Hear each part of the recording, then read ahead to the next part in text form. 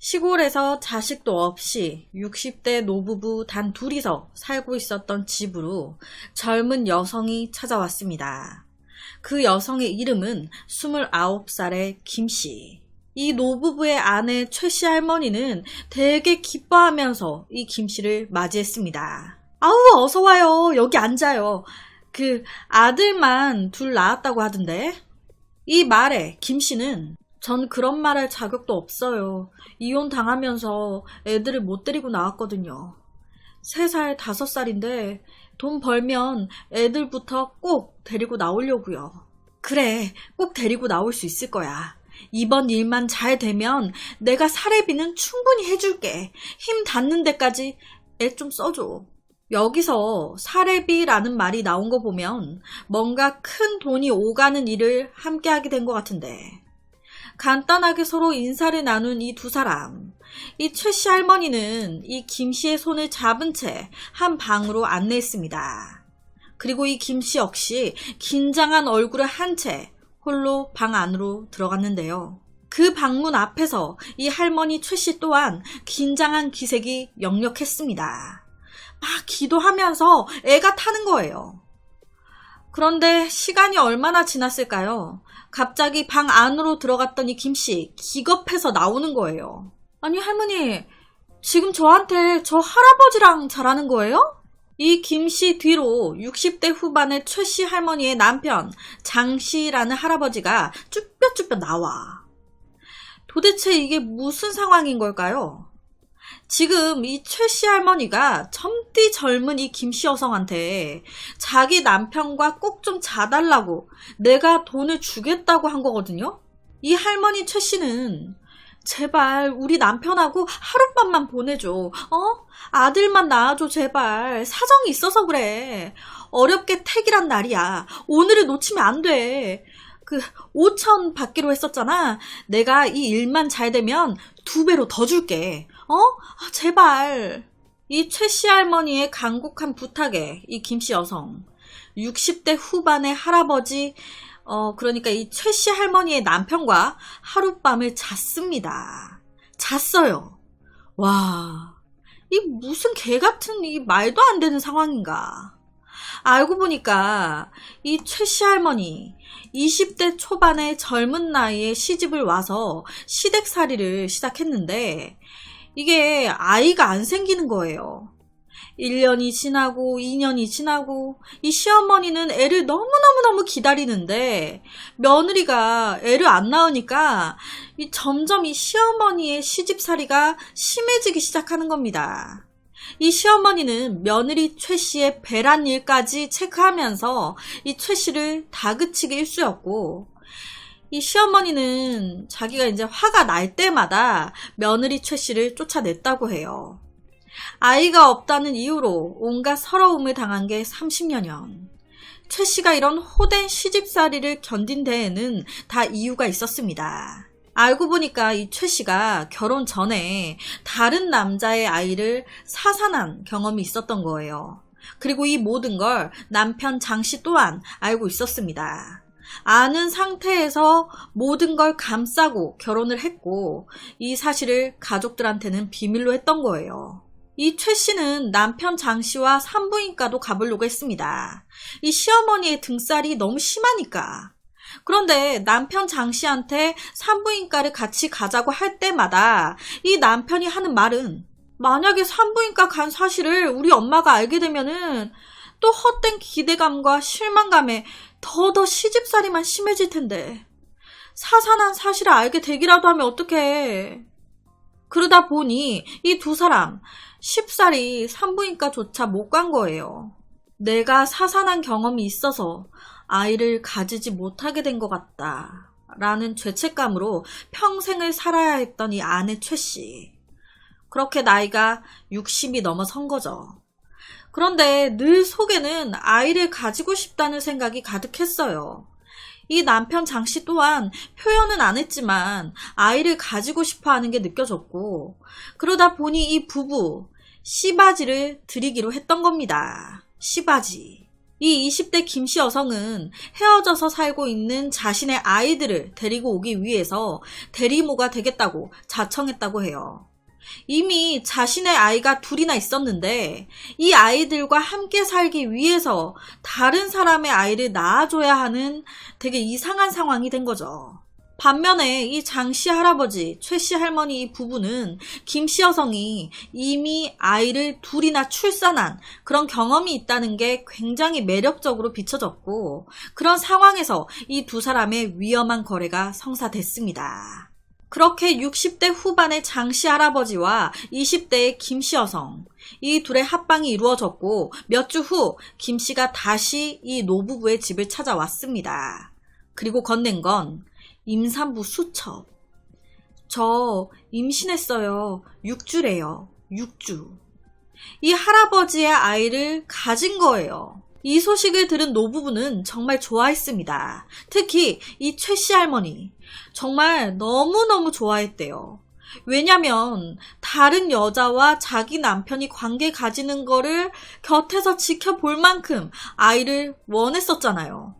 그런데 그게 성공했대. 정말 너무너무 좋았겠죠. 이 최씨 할아버지 또한 마찬가지였고요. 이 노부부는 김씨 여성한테 같이 살자고 제안했습니다. 우리가 네가 애 낳기 전까지 잘 돌봐줄게. 같이 살자. 그렇게 이 세 사람의 이상한 동거가 시작됐습니다. 이 세 사람 함께 살면서 즐거웠어요. 별 문제 없었습니다. 그런데 어느 날 다 같이 나와가지고 외식을 하게 됐는데, 이 외식하는 도중에 이 김씨의 핸드폰으로 이상한 문자가 하나 온 거예요. 누군가 김씨의 사진으로 합성한 영정사진, 그리고 김씨의 죽음을 뜻하는 묘비사진을 보낸 거예요. 거기다가 음식점에서 음식을 다 먹고 신발 신고 가게를 나가려고 하는데 누가 김씨의 구두 굽을 부러뜨려 놓은 거예요.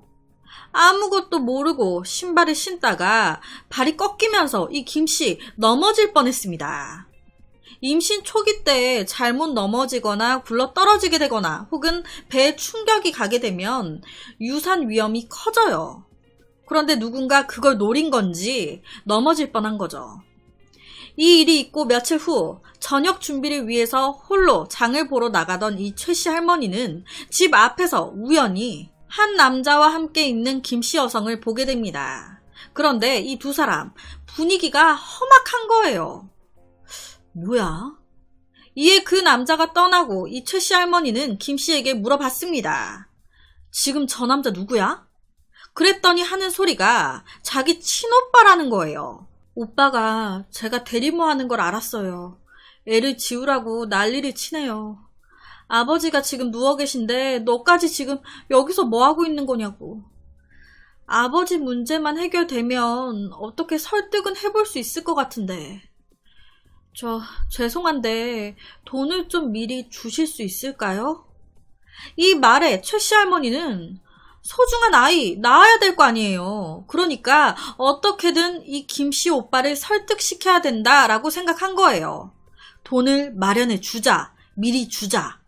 이 남편 장씨한테 돈을 출산 전에 주자고 얘기를 하게 됩니다.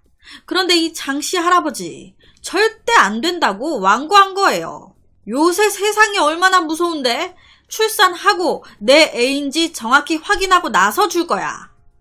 그런데 이 말에 최씨 할머니는 애가 타는 거예요. 뭘 확인한다는 거예요. 애를 확인하고 말고 할 게 어딨어. 돈을 줘야 애가 나올 수 있어요. 돈 안 주면 우리 애가 어떻게 될 수도 있다고요.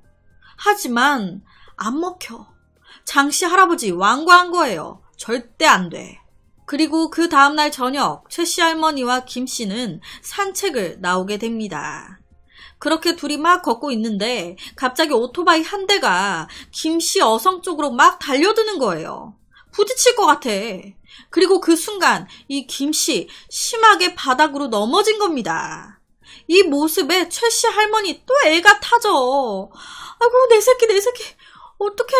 저 오토바이 뭐야. 이때 한 남자가 딱 떠오른 거예요. 김씨 오빠. 혹시 이 김씨 오빠가 자기 동생 대리모 한다는 거 알고 그 아이를 못 낳게 하려고 저렇게 한 거 아닌가. 그런데 이때 또 김씨가 그러는 거예요. 아마 구두굽을 부러뜨려 놓은 것도 오빠일 거예요. 어떻게든 이 아이 오빠가 유산시키려고 할 거예요. 라고. 그러다 보니 이 최씨 막 더 애가 타는 거죠. 이 최씨 할머니는 급기야 김씨 여성의 오빠까지 만나게 됩니다. 그리고 아버지 병간호에 보태 쓰라고 돈까지 주게 돼요. 남편 장씨 할아버지가 돈을 안 주니까 남편 몰래 집을 담보로 대출 받아가지고 그거를 김씨 오빠한테 준 거예요. 그렇게 다음날 낮에 장씨 할아버지와 최씨 할머니는 잠깐 외출을 했다가 집으로 돌아왔습니다. 그런데 집에 김씨가 없는 거예요. 김씨 방이 깨끗해. 뭐야? 전화 연결도 안 돼. 뭔가 불길한 느낌. 그리고 이때 장씨 할아버지는 알게 됐습니다. 자기 아내 최씨가 김씨 오빠한테 돈을 해줬다는 걸. 내가 돈 미리 해주면 안 된다고 몇 번을 얘기했냐. 이 최씨 할머니는 바로 경찰에 신고도 못하고 김씨 여성을 소개시켜준 사람을 찾아갔습니다. 그리고는 김씨 친오빠라는 사람이 며칠 전에 집에 찾아왔었고 아빠가 아프다고 하더라. 그리고 애가 사라졌다 라고 얘기했어요. 그랬더니 이 소개시켜준 사람이 무슨 소리예요? 걔 외동인데? 친오빠 없어. 아버지는 돌아가셨는데? 이때까지 김씨의 말 모두 거짓말이었던 거예요. 이에 너무 놀란 이 노부부 바로 경찰에 신고를 했습니다. 그리고 얼마 안 가 이 김씨 여성은 체포가 됐어요. 그런데 이 체포된 김씨 여성의 배가 홀쭉한 거예요. 애는? 내 애는 어딨어? 알고 보니까 이 김씨 여성 똑같은 방법으로 사기 전과만 3개였습니다. 이 김씨는요, 애초부터 이 노부부의 집으로 올 때부터 임신한 상태였어요. 임신한 상태에서 대리모를 구하는 사람들에게 접근을 했습니다. 그리고는 그 사람의 아이인 것처럼 속여서 돈을 받아냈던 거죠. 그리고 막상 돈을 받은 다음에는 다른 사람의 아이라는 게 들통날까봐 낙태를 했습니다. 낙태. 그러니까 여기서 김씨가 임신했던 아이는 사실 장씨 할아버지의 아이가 아닌 친오빠라고 속였던 그 남자의 아이였던 거예요. 그런데요, 반전은 여기서 끝이 아닙니다. 경찰에 잡힌 이 김씨 너무 당당한 거예요. 이 장씨 할아버지를 보면서 막 웃어. 그러더니 하는 소리가 당신 아이 가질 수나 있어? 이것도 뭔 개똥 같은 소리야? 와, 알고 보니까 어느 날 이 김씨 여성이 장씨 할아버지가 몰래 창고에 가서 무슨 약 같은 거를 먹는 걸 보게 된 거예요. 그래서 몰래 그 창고에 들어가서 그 약이 뭔지 확인한 후에 검색을 딱 해봤는데 와, 무정자증 치료제 약인 거예요. 무정자증 치료제. 이 장씨 할아버지 무정자증이었던 거예요. 할아버지는 처음부터 이 애가 당신 애가 아닌 거 알고 있었죠? 무정자증인 사람이 어떻게 아이를 가져요? 와, 이런 김씨의 말에 제일 충격을 받은 사람은 최씨 할머니였어요. 알고 보니까 이 장씨 할아버지, 최씨 할머니랑 결혼하기 전부터 자기가 무정자증이라는 사실을 알고 있었던 거예요. 그러니까 자기 와이프인 최씨 할머니가 그렇게 애를 못 낳는다고 시집살이 막 당하고 할 때 이때 이 최씨가 같이 산부인과 가자고 하면 사산한 거를 들먹거리면서 못 가게 했던 거예요. 자기 무정자증이 밝혀질까봐. 그러면서 이 최씨 할머니한테 문제 있어가지고 애를 못 가지는 것처럼 그렇게 막 얘기를 하고 다녔던 거죠. 정말 죄송합니다. 쓰레기죠 정말. 그러니까 아무 문제 없었던 이 최씨 할머니 정말 아무것도 모르고 자기가 평생 죄인처럼 산 거예요. 더 화가 나는 건 그렇게 아이 때문에 생긴 문제는 아내 최씨한테 다 떠넘기고 자기는 아이를 가져야 된다라는 핑계로 수차례 씨바지를 들여서 젊고 탱탱한 여자들과 잠자리를 계속했습니다. 좋았겠죠. 어우, 열받는 정말 말도 안 되는. 아내가 뻔히 눈 뜨고 있는데도 당당하게 잠자리 할 수 있었고, 오히려 아내가 그 여자들과 자달라고 막 해. 내가 싫다고 해도 내 아내가 막 자달래. 아내가 알아서 탱탱하니 젊은 여자들을 갖다 받쳐주니, 와, 이게 뭔 횡재냐? 했을 거 아니에요. 아내 최 씨한테는 아이를 가져야 한다는 핑계로 씨바지를 드려야 한다 했지만, 사실적으로는 다른 여자랑 자고 싶어서 핑계를 댄 거예요. 어차피 나는 무정자증으로 임신 100% 안 돼. 임신 안 되니까 최 씨 아내가 계속적으로 씨바지 여성을 대주겠지? 그러면 나는 죽을 때까지 당당하게 아내가 구해주는 젊은 여자들과 관계를 막 즐기다가 죽으면 되는 거야. 이 속셈이었던 거예요. 정말 화딱지가 나죠. 그렇게 장씨 할아버지는 자기 아내를 상대로 사기극을 벌여오다가 자기 아이를 가졌다는 또 다른 사기꾼 김씨와 만났던 거예요. 무정자증 치료제를 먹고 있었는데 김씨가 임신을 했네. 이 치료제가 효과가 있구나.